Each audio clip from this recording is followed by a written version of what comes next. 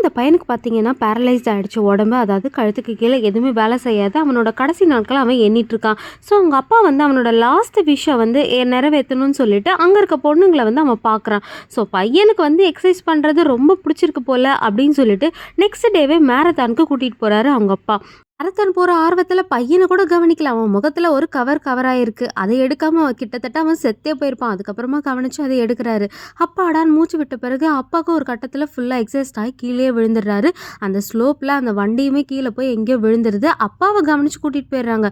But பாவம் இந்த பையன் தான் வீல் சேரில் கீழே விழுந்து கிடக்கிறான். நைட்டு வந்து தான் அவனை ரெஸ்கியூ பண்ணுறாங்க. இந்த நியூஸை டிவியில் பார்த்த அவனோட ஃப்ரெண்ட்ஸ் 2 பேர் உடனே ஓடி வந்து நம்ம நண்பனை பார்க்கணும் அப்படின்ற மாதிரி பார்க்குறாங்க. பார்த்ததுமே ரொம்பவே மனசு உடஞ்சி போய்ட்றாங்க. அவனை எப்படியாவது சந்தோஷமாக வச்சுக்கணும் அப்படின்ற மாதிரி ட்ரை பண்ணுறாங்க. ஸோ அவனை கூட்டிகிட்டு பீச்சுக்கு போகலான்னு போயிட்டுருக்காங்க. பட் வழியிலேயே போலீஸ் ஆஃபீஸர் நிறுத்திடுறாரு. ஆனால் ஐஃபை கொடுத்துட்டு போயிடுறாங்க. கொஞ்ச நேரத்தில் அவர் விடாமல் போய் துரத்தி பிடிச்சி இந்த மாதிரி 3 பேர் மோட்டார் சைக்கிளில் போகக்கூடாது அப்படின்னு வார்ன் பண்ணுறாங்க.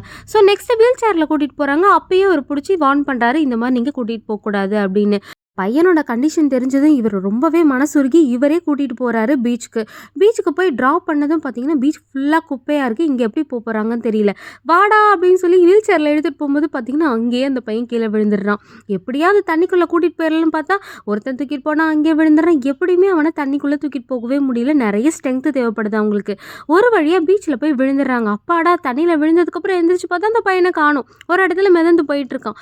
அவனை கஷ்டப்பட்டு ஹாஸ்பிட்டல் கூட்டிகிட்டு வந்துடுறாங்க. உனக்கு வேறு ஏதாவது ஆசை இருக்காடா அப்படின்ற மாதிரி கேட்கவும், ஆமாம் எனக்கு பையனாக மாறணும், ஒரு கேர்ள் ஃப்ரெண்ட் வேணும் அப்படின்ற மாதிரி கேட்கவும், உடனே அவன் கிளாஸில் இருக்க இன்னொரு பையனோட கேர்ள் ஃப்ரெண்டை போய் வர முடியுமா அப்படின்ற மாதிரி கேட்டுட்ருக்கான். இதை கேட்டு அந்த டென்ஷன் ஆன பொண்ணு நல்லா அடிச்சிருது. இந்த மாதிரி ஒரு பொண்ணுக்கிட்டே கேட்டு அடி வாங்கிட்டு இருக்கான். மூஞ்சி ஃபுல்லாக அடி 2 பேருக்கும். இந்த விஷயத்தெல்லாம் கேள்விப்பட்ட அந்த பொண்ணுங்களை ஒருத்தனோட பிரதர்ஸ் வேறு 2 ரவுடி பையலுங்க வந்து நல்லாவே 2 பேரையும் அடிச்சு போட்டுடுறாங்க.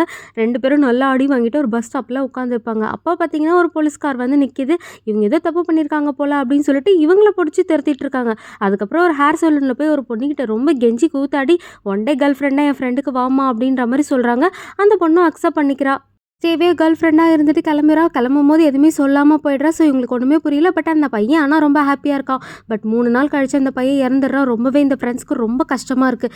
இந்த மாதிரி ஃப்ரெண்ட்ஸ் உங்களுக்கு யாராவது இருக்காங்களா? அவங்களோட பேரை இந்த வீடியோவில் மென்ஷன் பண்ணுங்கள். அப்படியே இந்த வீடியோவை ஷேர் பண்ணிவிட்டு இந்த வீடியோவை லைக் பண்ணிவிட்டு நம்ம சேனலையும் சப்ஸ்கிரைப் பண்ணிக்கோங்க. Thank you, bye bye.